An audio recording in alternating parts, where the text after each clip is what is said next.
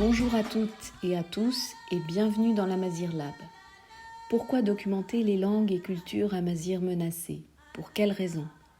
Pensons à tout ce qui a déjà disparu ces derniers millénaires et toutes ces activités que nous ne savons plus réaliser. Chaque jour, nos anciens meurent, emportant avec eux des connaissances transmises oralement depuis des milliers d'années, connaissances qui pourront nous servir face à tous les défis de l'avenir. La culture traditionnelle disparaît, il faut agir avant qu'il ne soit trop tard.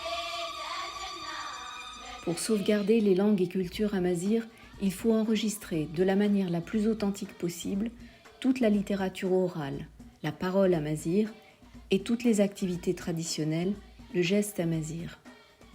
La parole amazigh, c'est par exemple la veillée de conte au coin du feu, des séances de devinettes, l'utilisation des proverbes en situation, des chants de berceau, de mariage, de deuil, de la poésie orale, des cérémonies diverses, des herbiers, etc. Il est crucial d'enregistrer cette parole d'une manière authentique. L'oralité est fondamentale dans la mazirité traditionnelle. Un conte ou un poème traditionnel n'est pas lu, il est dit. Et le cadre et la situation dans lesquels ils sont dits sont importants. Pour recueillir cette parole amazigh, je prends mon temps pour préparer mon enregistrement, plusieurs jours, au moins à l'avance.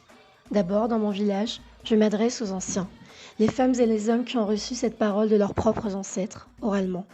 Ce sont elles et eux qui savent et qui guideront mes pas.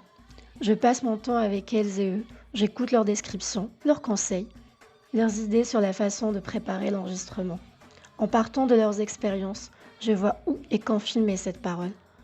À un moment propice pour que la personne qui compte, chante, soit inspirée de la manière la plus authentique possible.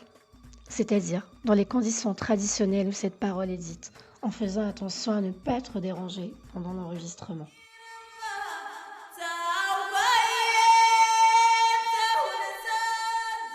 Le geste amazigh, c'est le tissage, la vannerie, la poterie, la bijouterie, la cuisine, les préparations alimentaires ou médicinales. C'est aussi la cueillette des olives, la fertilisation des dattes, la construction d'une maison, le montage d'une tente. Partout dans Tamazra, ces techniques sont abandonnées si elles ne sont pas enregistrées de manière précise, dans le détail, maintenant, auprès de ceux et celles qui les pratiquent encore. Alors les générations futures ne pourront plus jamais les faire revivre.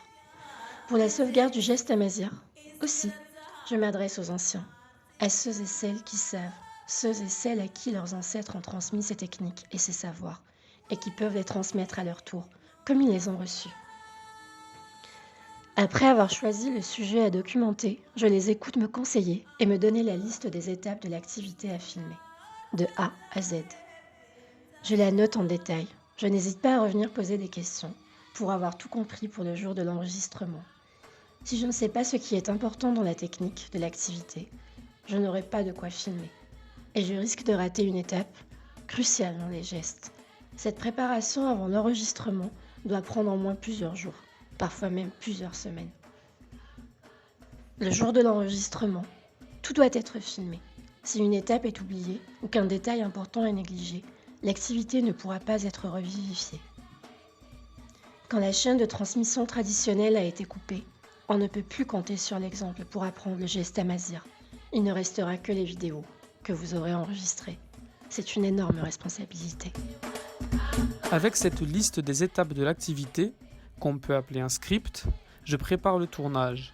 Puis, soit je me mets à la prise de vue avec mon smartphone ou ma caméra, soit mon association culturelle ou mon comité de village contacte une société de production et leur confie la réalisation de la documentation. Dans tous les cas, je suis responsable de ce projet de documentation. Si mon association emploie une société de production, je discute avec eux en détail des étapes à filmer sur la base de mes discussions avec les anciens. Une bonne préparation du tournage est essentielle, parce qu'il ne s'agit pas de faire un film touristique ou la promotion du village. Il s'agit d'enregistrer pour les générations futures, pour leur permettre, dans 30, 50 ou 100 ans, de redécouvrir le patrimoine matériel et immatériel amazigh qui a été transmis oralement et par le geste pendant des millénaires et que la modernité a écrasé. Vous vous préparez à enregistrer, mais avant de vous concentrer sur la technique, il est bon d'avoir en tête la différence entre une documentation et un documentaire.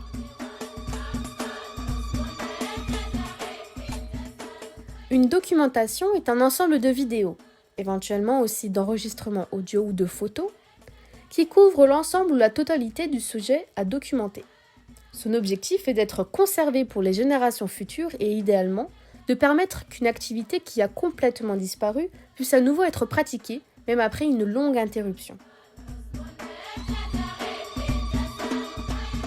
En revanche, un documentaire ou un reportage, c'est une présentation de moments choisis de l'activité pour mettre en valeur nos traditions et nos régions de manière agréable et belle.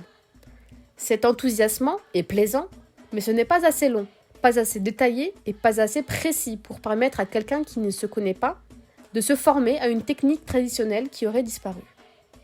Seule une documentation complète décrivant chaque pratique et technique traditionnelle nous permettra de reproduire ces activités à l'avenir.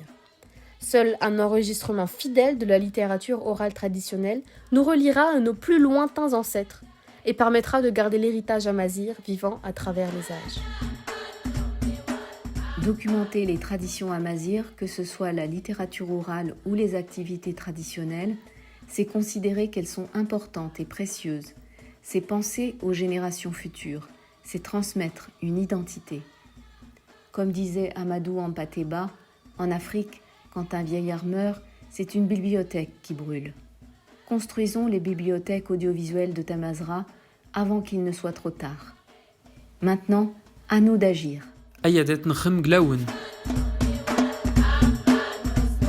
أي مزيغن أني تلام أفوس كفوس أي مزيغان أفوس كفوس إمازيغان أفوس كفوس مزيغان أفوس يفوس إمازيغان المثلام أفوس كفوس أي مزيغان أيام ديزنو إمازيغان أفوس كفوس إواكنا تسدي ثمزغا أي مزيغان عندما مثلام أفوس كفوس أي مزيغان أفوس يفوس كلمة أي مزيغان أفوس يفوس أي مزيغان عندما مثلام أفوس يفوس أي مزيغا ناني تلام أيام ديزنور أي مزيغان أني تلام أيام ديت نور أكرت أي مزيغان